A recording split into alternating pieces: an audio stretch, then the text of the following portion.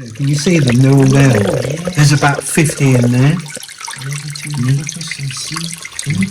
move your light around, Charlie? Yeah. Yeah, so many. So look, they're all like. So I put a couple of little bits of wood in there for them to feel more comfortable. There's a couple of shrimps in there as well. But yeah, the shrimps don't harm them. They don't harm the shrimp, and they just pick up.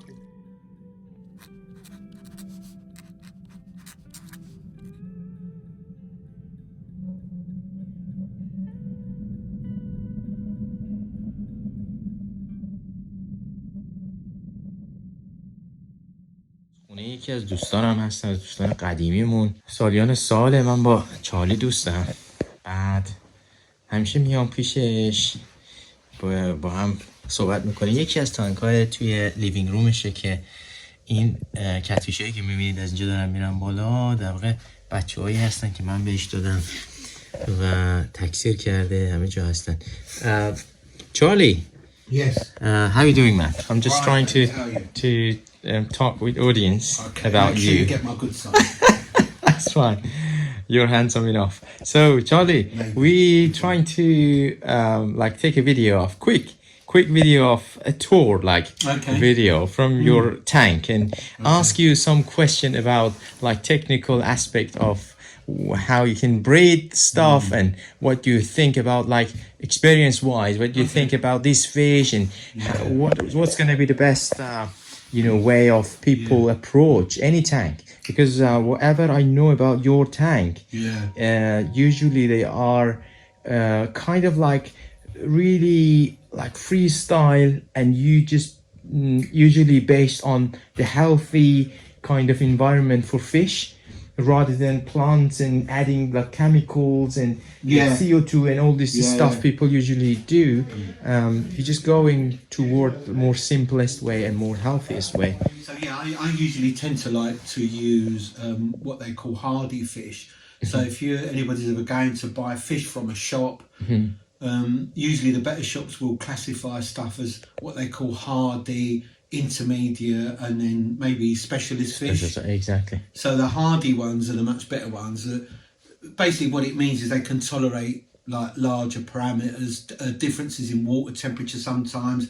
If you've got the quality of water might deteriorate for some reason, you might have a dead fish hidden behind something you can't see, things like that.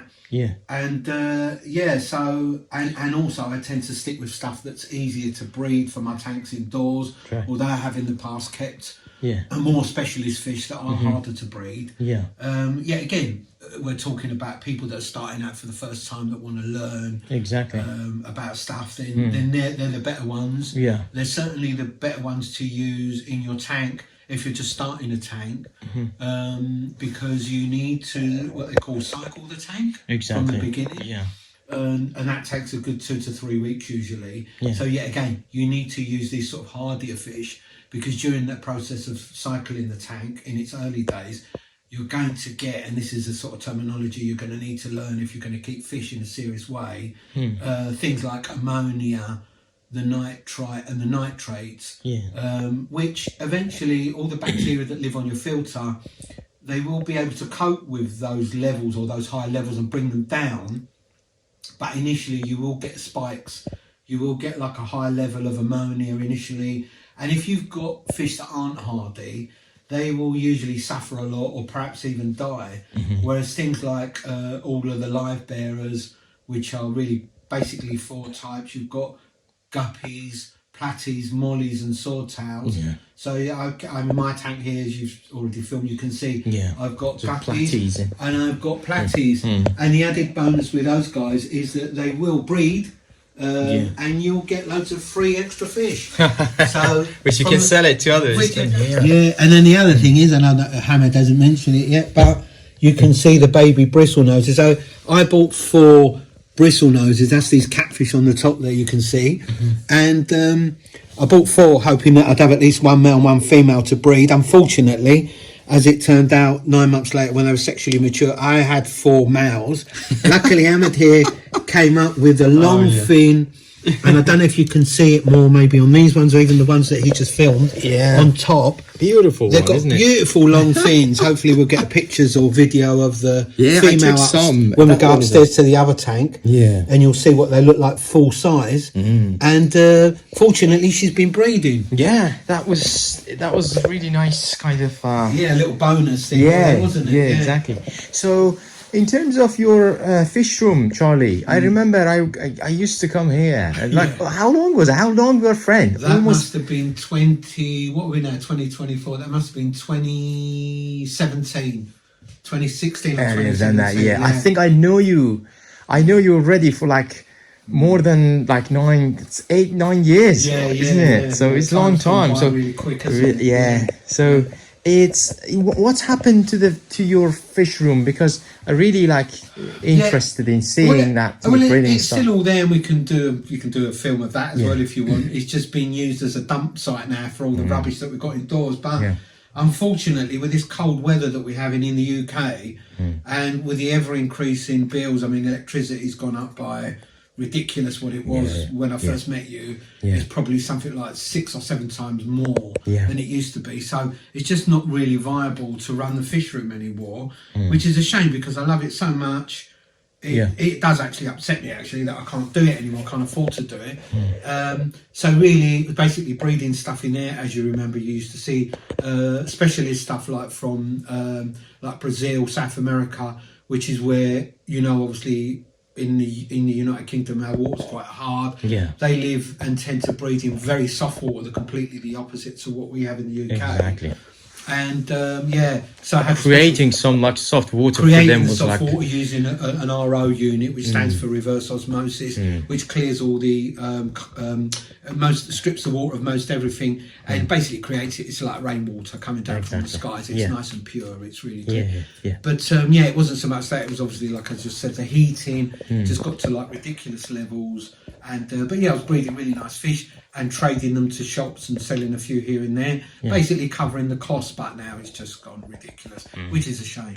I think the other thing with the tank here as well is you got. I mean, I don't know whether anybody's really interested in this. I certainly am. Sand. Definitely. Yeah. So the sand that you get typically from fish shops, which is usually quite expensive. It's very expensive. It's about, I mean, you pay like £30 for a bag of sand. Exactly. And although you can get black sand, you can get different colour sands. So if I told you that, would you believe that play sand, which is destined really to be used for children's play pits, etc., which you can buy in any country, is exactly a tenth. I mean, that's a ridiculous saving. You're talking about £3 a bag, you know, instead of £30 a bag. Exactly. The only downside is it's the typical sort of sand you expect to see, you know, I don't know, in the beach or whatever. You know, it's this colour. It's like a light golden colour, which if you're okay with that, I think it's fine. In terms of like characteristic and like affecting the chemicals in the water columns, is it going to be different? Specific kind of sand? That's a really good point, because in actual fact, the sand that you buy to put in a play pit for children, you know, which is destined for children, is actually cleaned and more better than a higher grade than you would get from the sand that we buy. You still need to rinse it a few times, but it's because it's for kids. And in fact, when you're rinsing it, if you rinse it, you'll notice as you're pouring the water out, you'll see tiny bits of tiny little specks of black in it. Not many. And what that is the carbon which is used to draw out any impurities. And you wouldn't get that in the sand that you buy from in a tropical fish shop, from a fish shop. And oh my God, that's I'm really happy to go with the colour. I'm not really bothered about the fact that it isn't black or pure white. It doesn't matter. And the other thing that the plants really love it. So if you look at, if I point to that one there, so what that one is, hidden underneath the sand. So this one has got what you call a runner. In fact, you can see the runner come in there. Can you see that bow there? Exactly. Because this one is coming from that one. And in fact, that one, number one, is coming from the one in the pot. Can you see the one sticking out of the pot? You can see the runner going down into the sand. Reproducing quite nicely. This plant is a giant Vallis. Yeah. Vallis is short for Vallisneria. Vallisneria, Scientific name, but it's a giant vallis, and they're quite cheap plants to buy. So yet again, a lot So about what beautiful. I'm doing is kind of creating a situation which is, you buy a plant, you get more plants out of it, and the fish as well, and the shrimps as well, and the bristle noses. So I love it. I like it. So yeah, let's move on to the other tanks. This one let's go and look at the other stuff then. Yeah, I like it. yeah. Hello, Leo. How you doing, Leo? What are you doing, Leo? Leo, look at me. Hello. Hello. Hello. Leo, it's a boy. این یه پسر خیلی خوبیه که این ساله که من میام اینجا لیو دیگه منو میشناسه دیگه. میاد با من بازی میکنه، گاز میگیره بعضی موقع، کنگ میزنه، ولی پسر خیلی خوبیه. آفرین لیو. Well done, لیو. بیا اینجا. بیا. Let's go. Yeah. Let's do it. Oh, that's good. Another tank. Yeah. As I said, you just like look at this bucket. So yeah, this is so good. I like collecting. This is more of a recent thing with me. Yeah. Unusual jars or containers. Yeah. And although this one is not really 100% practical because of all of this sort of thing, you can't really see that well through it. But it was the largest one I could find. It's actually 6.5 gallons. The other two that I had indoors were only 2 or 3 gallons. And they were nice, but so cool. In here I've just got shrimps. Yeah. And the cories that you saw in the previous video in the back room there, they laid eggs. And so you can, in fact, we might be able to get to see them on your camera. So they actually laid some of their eggs on this this leaf. That's beautiful. And, you know what, I'm trying to get to this one. Let's get to this one here. Yeah, come out. So if I bring it to here, there you go. Tell me where you can see it. Yeah, can you see it from there? So this is the eggs from cories. Yeah, these are the eggs from the cories, the bronze cories that I've got in the tank upstairs. If you can see them, and in fact, there's more than that. I just broke these 2 leaves off the plant because there was a few eggs on there. Yeah. There's actually scattered in here.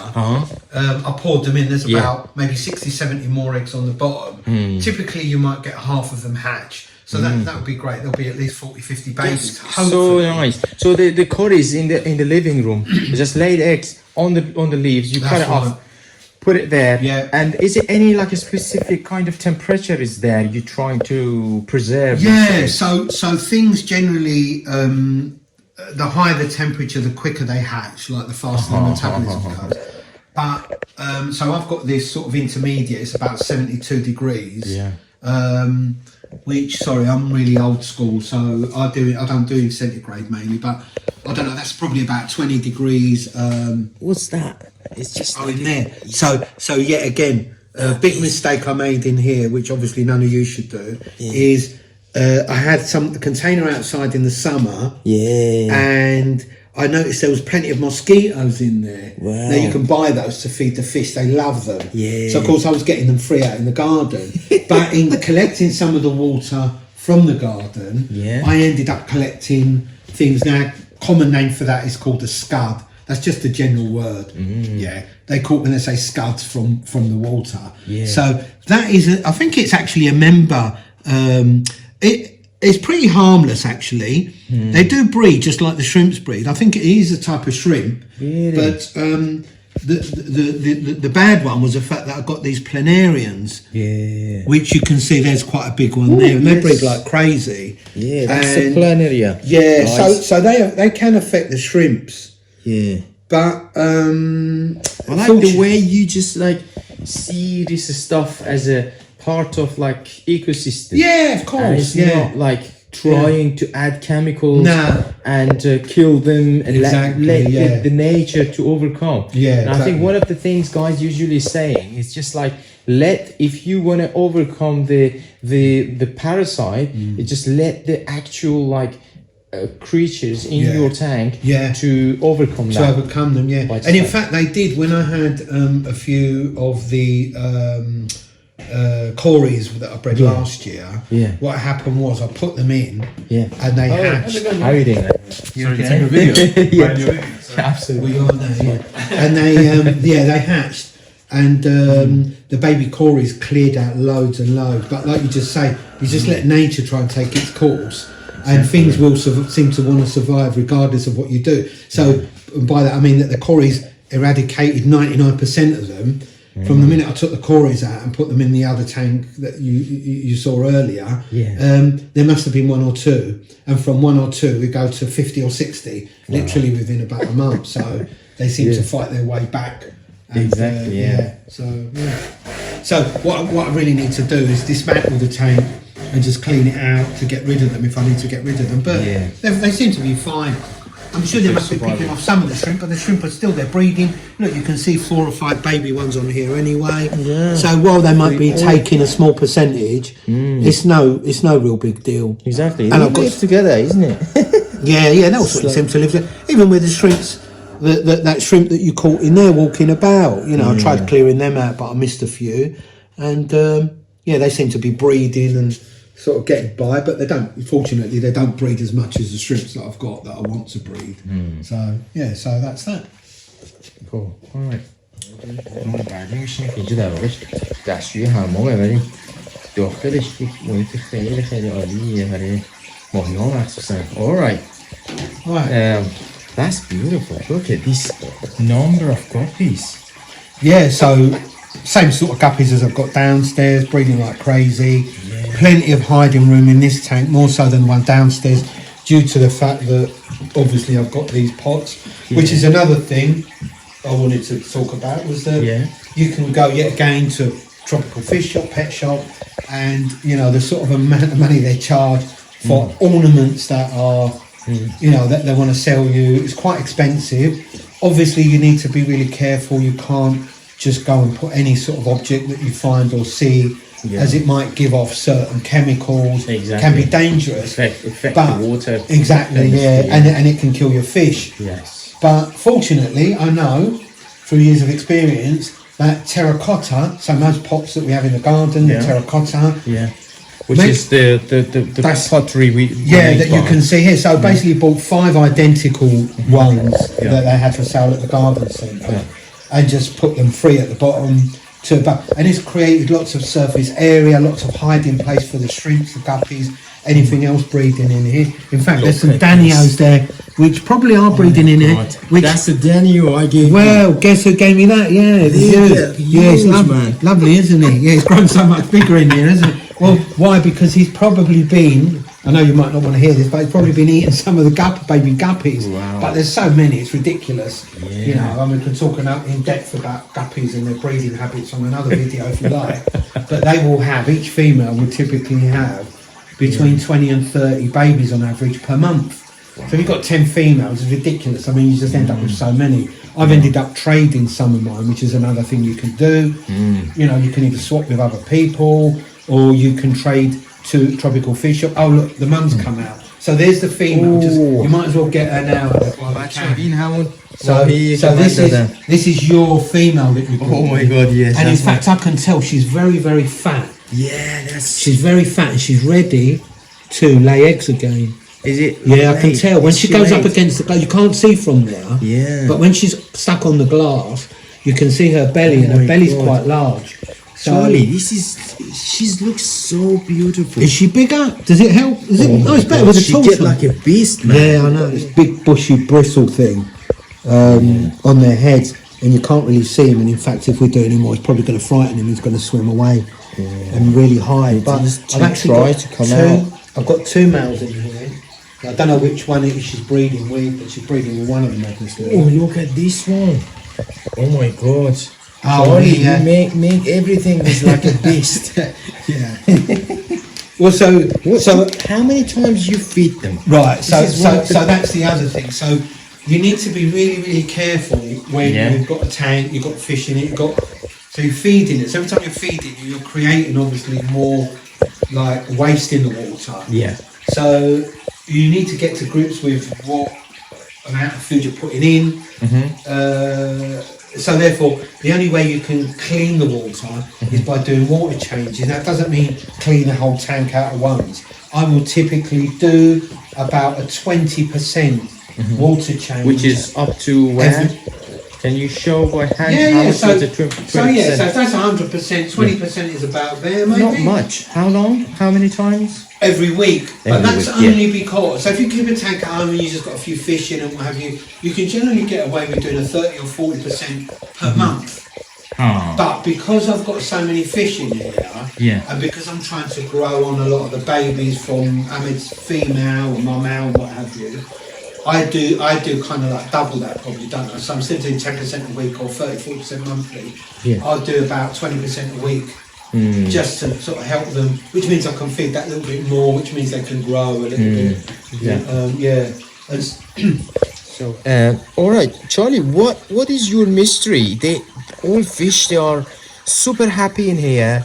They're getting so big, and also I can see they just like reproducing crazy in there.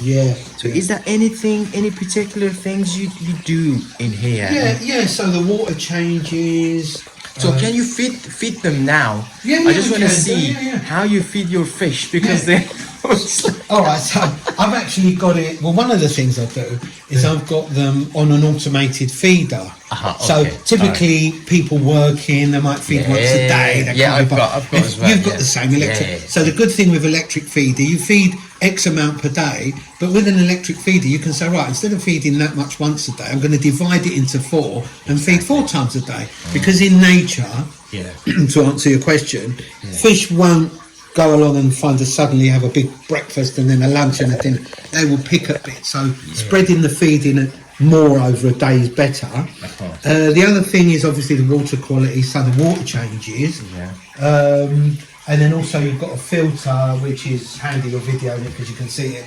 Usually it'd be tucked under there. I've still yet to move it.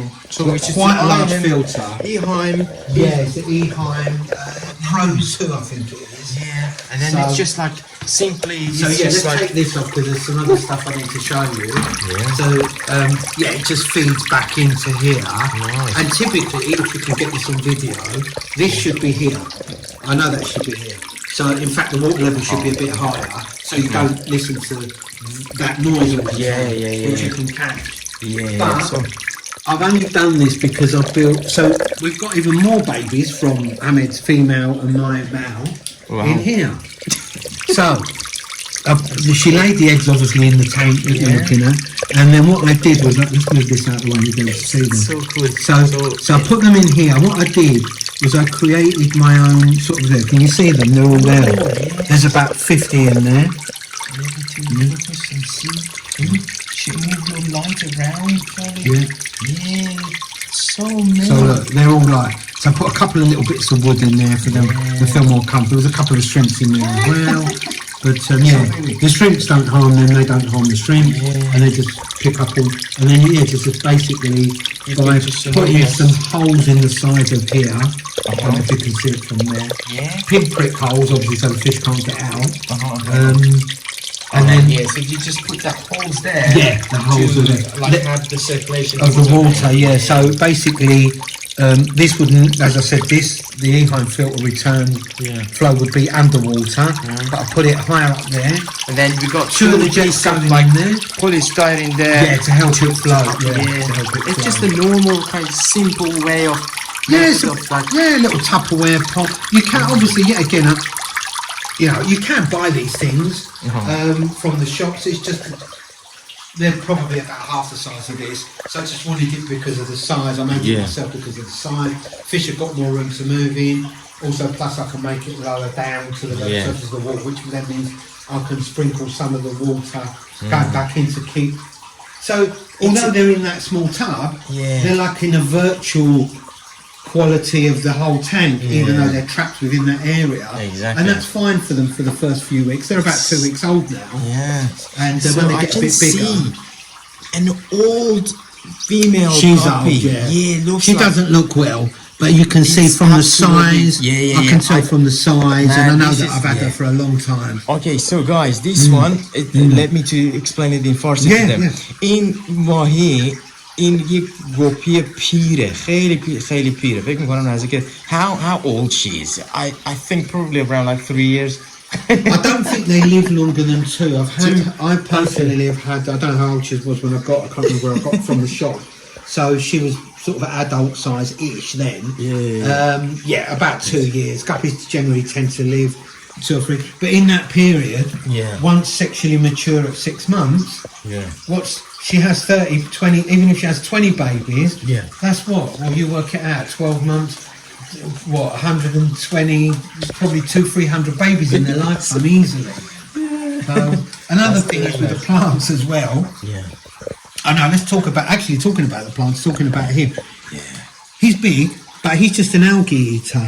So you tend to find a lot of green spots on the plants, and sometimes they can get covered in and it ruins the appearance of the plant.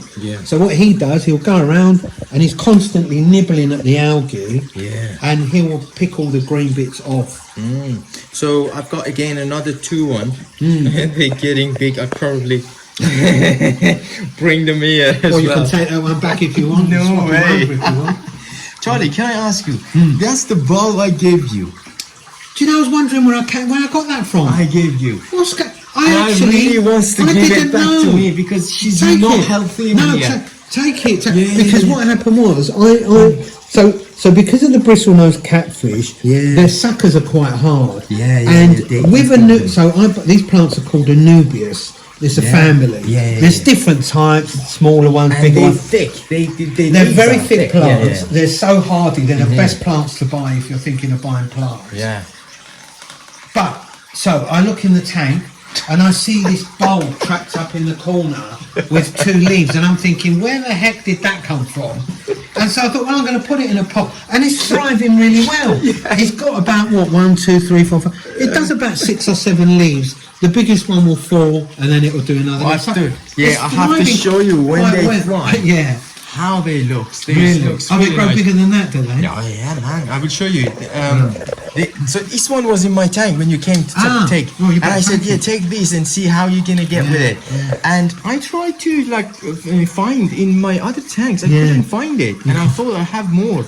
But I didn't have any more. Don't worry, you can have that one back. Because, in fact, I'm amazed it survived so long. Because if you look, as you've done in the video there, you can see, look how thick these leaves are. Really thick. Like people think they're rubber sometimes. They really are thick. It looks like a plastic, isn't it? Yes, exactly.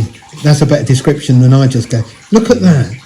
That is so thin and flimsy. I'm amazed that the bristlenose, the catfish, haven't munched away and finished it off. Probably the taste is not great for them. They probably just nibbling it but not eating it completely. Maybe we need to add a little bit of vinegar and oil. So anyway, it was really good explanation. You still didn't feed them for us. Oh yes, let's feed them. Let's feed them and see. So how much. So sorry, you're going back to your earlier question. The feed that I give in. So any type of electric feeder that you get will not be able to tolerate flaked food. It's little granules. Exactly. So the stuff that I get is made by Tetramin. It's a really good quality. Like the stuff we used to have at the shop where I met you. And it's great. It's like a German kind of like. That's it. That's the one. All of them. Tetra is German. So and then this one is Tetramin. Yes, that's Tetra. That's Tetramin, yes. And then is it just like specifically for a specific fish, or is just like general? No, general, all tropical fish will eat it. Even discus will eat, and they're quite the specialist fish. So also made by Tetramin is. There you go. Let me take it out. I'm going to put it in so you can not also. So it's flake food. It's just the same sort of quality. It's a lot because it's so fine. It's much easier for the smaller fish like the guppies to eat and digest. So I'm also going to put some in with a baby. Ooh, look at this. Bristle noses. And the nice thing is, water that's splashing, what is it, like a waterfall. The outlet bringing the food quickly down. And that's a good technique. Which is handy because that way the guppies don't get to eat it all. And the shrimp and the bristlenose babies actually get to eat some food. Also, in addition to that, we've got. Because obviously there's only a limited amount of algae and the large algae is eating a lot of it. you can get hold of these now. They're called algae wafers. Ah, So, right. Yeah. again, it's just algae, Yeah. but dried. Yeah. But once it goes into the water, it softens up. Break down. Yeah. And yet again. And I think they've designed to be like quickly sink on the sinking. tank. That's right. All right, Charlie. Yeah, amazing. It's been really nice experience to like see your tank and your input and experience of how you deal with these things. How long are you doing this? Well, I'm 62 now. And I started when I was about 10, I think. Really? So and what was the reason you started? Because I usually, you know, in my channel, I'm always like saying, this is a magic box. This is a magic box. When you did it, you're gonna do it for whole year and all of your life, entire life, because it's just something is there. And can I ask you as a last question, why are you doing this for 50 years? Because I like the challenge. I'll tell you my main answer. The challenge of breeding. I started off with guppies. They're like rabbits. They breed anyway, I know. But it's challenging to see the different colours that you can create. And then mollies and all the easy ones. And then slowly progressed to what is probably the hardest ones, which was like angelfish and discus. So the hardest one you breed has been discus. It's been the discus, yeah. So that's it really. The answer to it is just the challenge of breeding harder and harder fish, and the thrill of actually doing it and creating these beautiful fish. Right. Okay, amazing. Thank you very much. That's all right. So let me to rotate the camera. Hopefully I can get myself with Charlie. Yeah, top man. One of the best people we have come in the shop anyway, that's for sure. See you later guys. بارم که لذت ببرین و خلاصه دوست داشته باشین این ویدیو رو. اگه دوست داشتین لایک و کامنت یادتون نره. سابسکرایب بکن اگه تا الان نکردین. تا ویدیوی بعد. خداحافظ.